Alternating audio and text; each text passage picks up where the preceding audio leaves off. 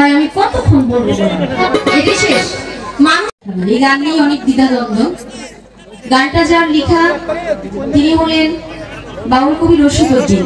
আমরা আব্দুল করিম সাহেবের অনেক জনপ্রিয় গান আছে, আব্দুল করিম সাহেব, উকিল মুন্সি সাহেব, আলী হোসেন সরকার, একটু সময় দেন প্লিজ।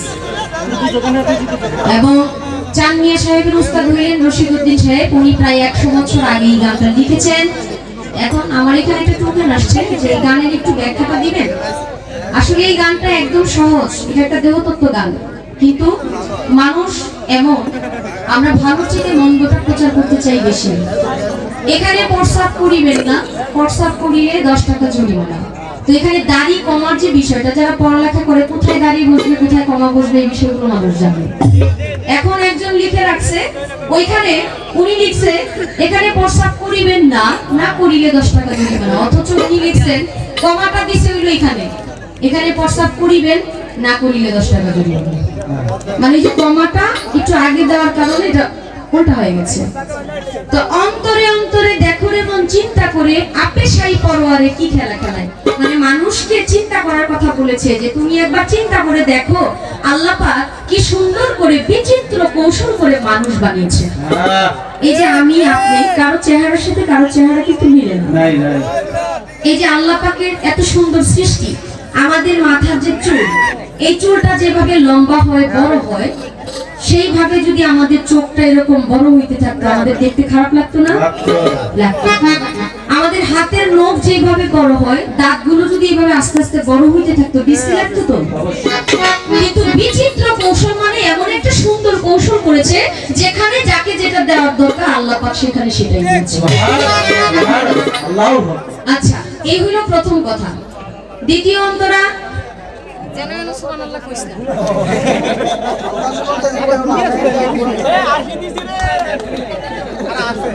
বসিয়া নিরালা ঘরে কার্য করে ধীরে ধীরে বিচিত্র কৌশল করে মানুষও বানায়। মানে আল্লাহ পাক যখন পৃথিবীর কোনো কিছুই সৃষ্টি করেন নাই, তখন উনি বসে বসে চিন্তা করলেন উনি কি সৃষ্টি করবেন। ওনার জাতি নূর থেকে উনি মুহাম্মদী নূর সৃষ্টি করলেন। আমার দয়াল নবীর মুহাম্মদী নূর থেকেই তামাম পৃথিবী সৃষ্টি করলেন। বসে বসে কার্য করে সিয়া সফেদ লাল জরদা 4 রঙে করিয়া কাটা। মানুষের রং কিন্তু কারোর সাথে কারোটা মিলে না। কেউ অনেক সুন্দর, কেউ দেখতে কালো, কেউ একটু শ্যামলা টাইপের, কেউ একদম বেশি কালো, কেউ একদম ফর্সা। মূল কথা হলো 4টা রং দিয়ে মানুষ সৃষ্টি করেছে। মানুষ যখন কোনো ব্যথা পায় তখন কিন্তু মুখ কালো হয়ে যায়, বলে না বাচ্চাটা সিয়া হয়ে গেছে, কালো সিয়া হয়ে গেছে। তো এই যে সিয়া সফেদ লাল জরদা, এই 4টা রং দিয়ে মানুষকে সৃষ্টি করেছে। এখন হলো মানুষের ভিতরে মানুষ। ভাই আমি কতক্ষণ বলবো, এটাই শেষ। মানুষের ভিতরে আত্মা দিয়া করেছে হুশ, কেউ রে রাখিয়া সন্তোষ, কেউ রে কাঁদায়। আপনি কিন্তু একা একা চলে আসেন নাই, মানুষের ভিতরেই আল্লাহ মানুষ দিয়েছে। আমার বাবা মার সাথে, আমার বাবা আমার মাকে বিয়ে করেছিল, তার জন্য আমি আমার মায়ের গর্ভে গিয়েছি। আমার মায়ের গর্ভে যখন আমি 5 মাসের ছিলাম, প্রথম মাসে রক্তবর্ণ, দ্বিতীয় মাসে গোলাপ বর্ণ, তৃতীয় মাসে মাংসপিণ্ড, চতুর্থ মাসে দেহ, পঞ্চম মাসে পঞ্চম আত্মা। মানে আমি 5 মাসের গর্ভে থাকতেই আমার পঞ্চ আত্মাই দেহের মধ্যে চলে গেছে।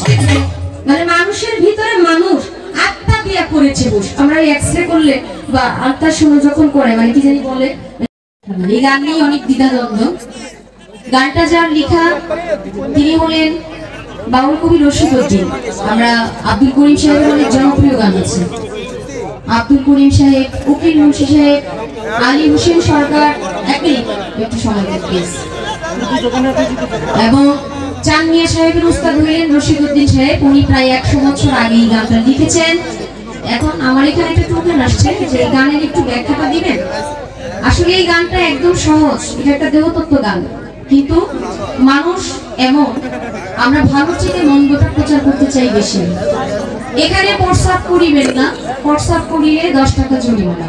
তো এখানে দাড়ি কমার যে বিষয়টা, যারা পড়ালেখা করে কোথায় দাড়ি বসবে কোথায় কমা বসবে এই বিষয়গুলো মানুষ জানে। এখন একজন লিখে রাখছে ওইখানে, উনি লিখছে এখানে প্রস্তাব করিবেন না, না করিলে 10 টাকা জরিমানা। অথচ উনি লিখছেন কমাটা দিছে হইলো এখানে প্রস্তাব করিবেন না করিলে 10 টাকা জরিমানা।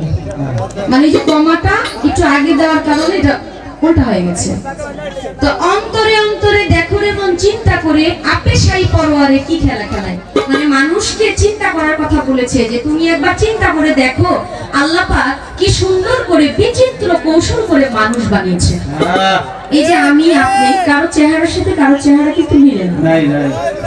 এই যে আল্লাহ পাকের এত সুন্দর সৃষ্টি, আমাদের মাথার যে চুল, এই চুলটা যেভাবে লম্বা হয় বড় হয়, সেইভাবে যদি আমাদের চোখটা এরকম বড় হইতে থাকতো আমাদের দেখতে খারাপ লাগতো না? লাগতো। আমাদের হাতের নখ যেভাবে বড় হয়, দাঁতগুলো যদি এইভাবে আস্তে আস্তে বড় হইতে থাকতো বিশ্রী লাগতো তো? কিন্তু বিচিত্র কৌশল মানে এমন একটা সুন্দর কৌশল করেছে যেখানে যাকে যেটা দেওয়ার দরকার আল্লাহ পাক সেখানে সেটাই দিয়েছে। আচ্ছা, এই হলো প্রথম কথা। দ্বিতীয় অন্তরা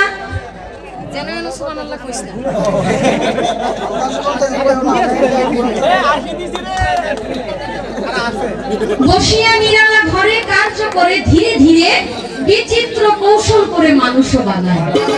মানে আল্লাহ পাক যখন পৃথিবীর কোনো কিছুই সৃষ্টি করেন নাই, তখন উনি বসে বসে চিন্তা করলেন উনি কি সৃষ্টি করবেন। ওনার জাতি নূর থেকে উনি মুহাম্মদী নূর সৃষ্টি করলেন, আমার দয়াল নবীর মুহাম্মদী নূর থেকেই তামাম পৃথিবী সৃষ্টি করলেন। বসে বসে কার্য করে সিয়া সফেদ লাল জরদা 4 রঙে করিয়া কাটা।